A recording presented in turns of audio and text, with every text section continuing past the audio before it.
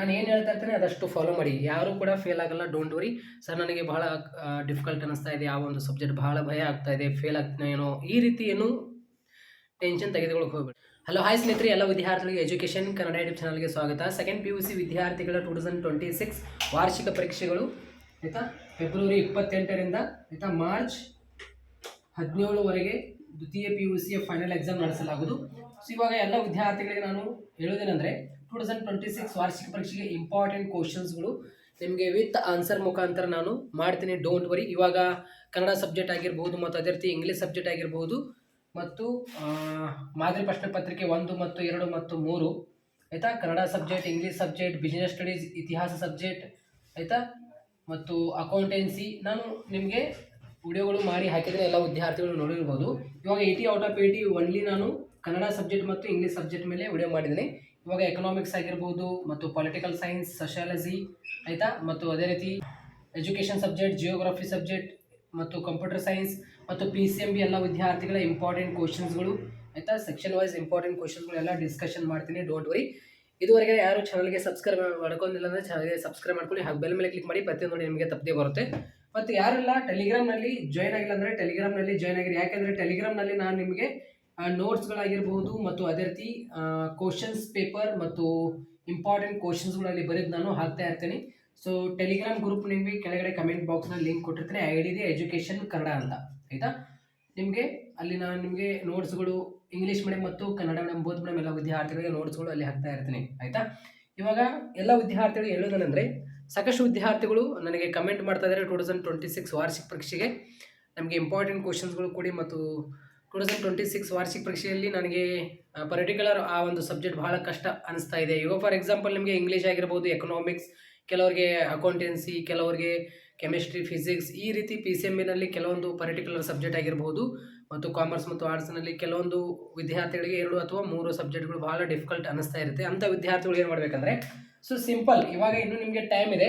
So blueprint wise as per Karnataka ಶಾಲಾ ಪರೀಕ್ಷೆ ಮತ್ತು ಮೌಲ್ಯ ನಿರ್ಣಯ ಮಂಡಳಿ ಅವರು ನಿಮಗೆ ಬ್ಲೂ ಪ್ರಿಂಟ್ಸ್ ಆಯಿತಾ, ಬ್ಲೂ ಪ್ರಿಂಟ್ ರಿಲೀಸ್ ಮಾಡಿದ್ದಾರೆ.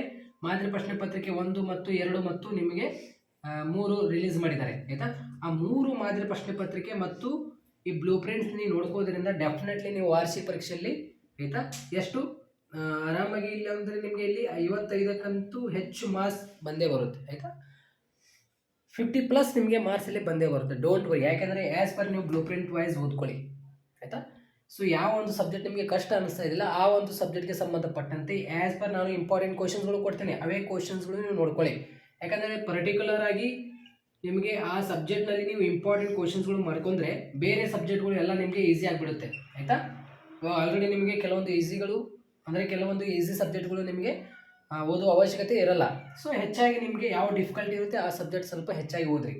ಇವಾಗ ಯಾರೆಲ್ಲ ಇಂಗ್ಲೀಷ್ ಗ್ರಾಮರ್ನಲ್ಲಿ ಕೆಲವೊಂದು ಪ್ರಶ್ನೆಗಳಿಗೆ ಆನ್ಸರ್ ಮಾಡೋಕ್ಕೆ ಬರೋಲ್ಲ, ಎಲ್ಲ ನಾನು ಹೇಳ್ಕೊಟ್ಟಿದ್ದೀನಿ 80 ಔಟ್ ಆಫ್ 80 ವಿಡಿಯೋನಲ್ಲಿ, ಎಲ್ಲ ವಿದ್ಯಾರ್ಥಿಗಳು ಹೋಗಿ ನೋಡ್ಕೊಳ್ಳಿ.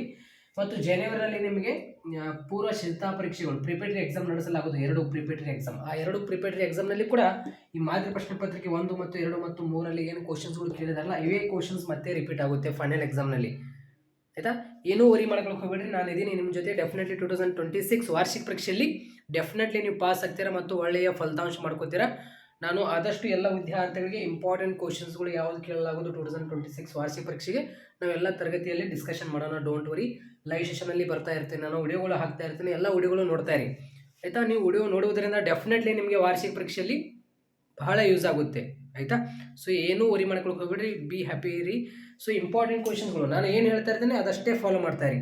ಮತ್ತು ಆ್ಯಸ್ ಪರ್ ಇವಾಗ ಬ್ಲೂ ಪ್ರಿಂಟ್ ವೈಸ್ ನಾನು ನಿಮಗೆ, ಅಥವಾ ನೀವು ಕೂಡ ಬ್ಲೂ ಪ್ರಿಂಟ್ ವೈಸ್ ಏನು ಅಧ್ಯಾಯಗಳು ಪರ್ಫೆಕ್ಟ್ ಮಾಡ್ಕೊಳ್ಳಿ ಆಯಿತಾ. 1ರಿಂದ ನಿಮಗೆ ಯಾವ ಅಧ್ಯಾಯ ಮೇಲೆ, ಇವಾಗ ಫಾರ್ ಎಕ್ಸಾಂಪಲ್ ಎಕನಾಮಿಕ್ಸ್ನಲ್ಲಿ ನಿಮಗೆ 2ನೇ ಅಧ್ಯಾಯ ಅಂದರೆ ಪಾರ್ಟ್ 1ನಲ್ಲಿ 2ನೇ ಅಧ್ಯಾಯ ಆಯಿತಾ, ಪಾರ್ಟ್ 2ನಲ್ಲಿ 2ನೇ ಅಧ್ಯಾಯ.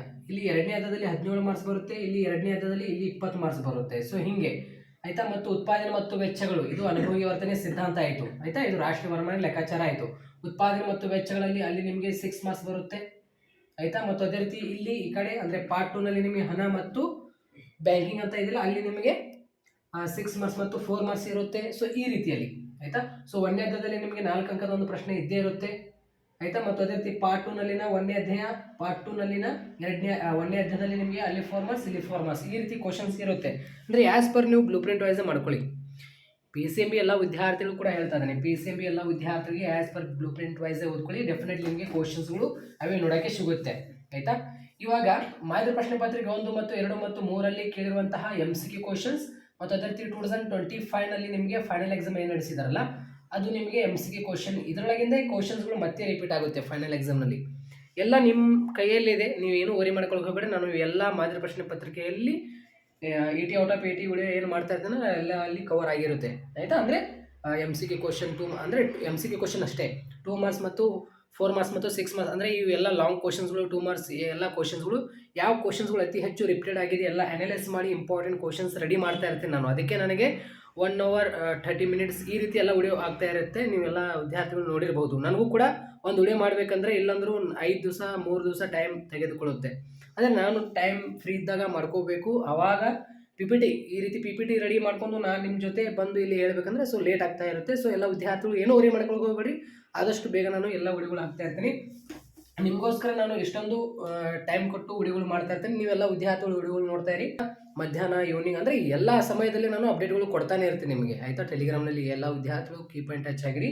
ಮತ್ತು ನಾನು ಏನು ಹೇಳ್ತಾ ಇರ್ತೀನಿ ಅದಷ್ಟು ಫಾಲೋ ಮಾಡಿ. ಯಾರೂ ಕೂಡ ಫೇಲ್ ಆಗಲ್ಲ, ಡೋಂಟ್ ವರಿ. ಸರ್ ನನಗೆ ಬಹಳ ಡಿಫಿಕಲ್ಟ್ ಅನ್ನಿಸ್ತಾ ಇದೆ, ಆ ಒಂದು ಸಬ್ಜೆಕ್ಟ್ ಬಹಳ ಭಯ ಆಗ್ತಾ ಇದೆ, ಫೇಲ್ ಆಗ್ತೀನಿ ಏನೋ ಈ ರೀತಿ ಏನು ಟೆನ್ಷನ್ ತೆಗೆದುಕೊಳ್ಳೋಕೆ ಹೋಗಬೇಡ್ರಿ.